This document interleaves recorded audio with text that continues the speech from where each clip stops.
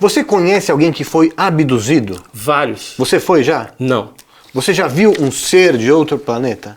Não. Não, mas só os objetos voadores. Objetos voadores, sim. Mas conheço várias pessoas que já viram tripulantes. Ó, o YouTube aqui, Enigmas, esse é o seu, né? Isso é o meu canal. Enigmas e Mistérios. Enigmas e Mistérios, Tá. esse aqui.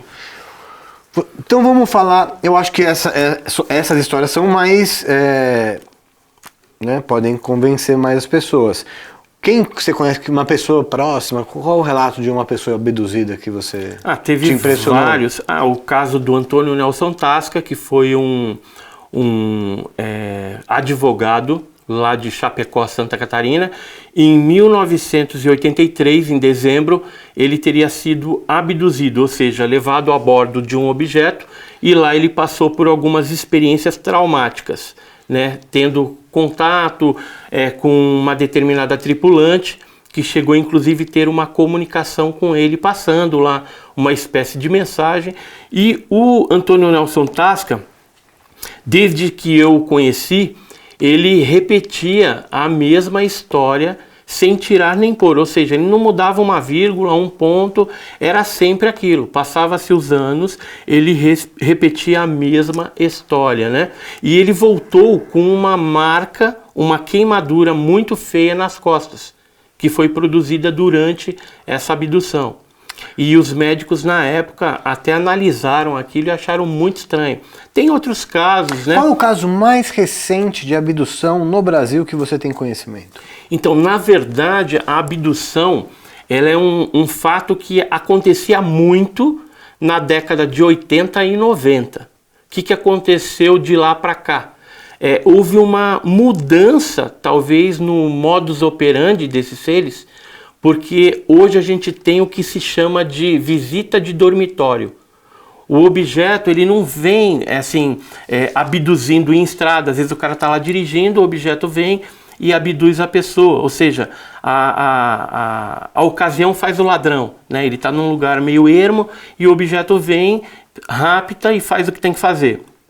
E não só experiência genética, mas também implantes, esse tipo de coisa. Já atualmente, nos dias atuais, o que tem ocorrido? O objeto vem na casa, às vezes fica no telhado, do lado, e ele, através de um foco de luz, ele adentra. Esses seres adentram para o quarto da pessoa, que é o interesse deles, e lá, às vezes, o interesse não é no casal. Vamos dizer que tem um casal dormindo na cama, e o interesse é só no homem, por exemplo, ou só na mulher. Então, o outro permanece paralisado, dormindo, não percebe nada, e a pessoa que é o interesse deles é abduzida no recinto, ou seja, dentro do quarto. Em alguns casos, ocorre de retirada dessa pessoa do quarto e colocada dentro do interior dessa nave, onde ela passa fisicamente? Ali, fisicamente.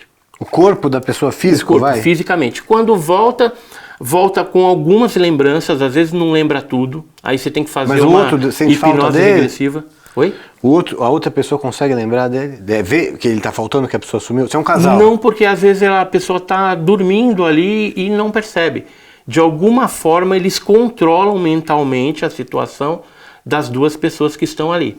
E aí essa outra pessoa que depois volta, ela começa a ter flashes, às vezes voltam com marcas no corpo, queimaduras estranhas. Quem são esses extraterrestres, na sua opinião? Sei que não dá para saber, mas quem que você acha que são? São os tripulantes dos OVNIs. Sim. Falar quem são hipóteses. Certo. Hoje, o estudo da ufologia, ela trabalha com hipóteses nesse campo aí. Então, o que poderia ser? Tem a hipótese extraterrestre, que é a percentualmente mais aceita. Então acredita-se que viriam de outros orbes, né, de fora da Terra. Por isso a hipótese extraterrestre. Mas não tem como você provar isso. Mas o que você acredita? Se é extraterrestre, se é do futuro, se é do centro da Terra, o que você acredita?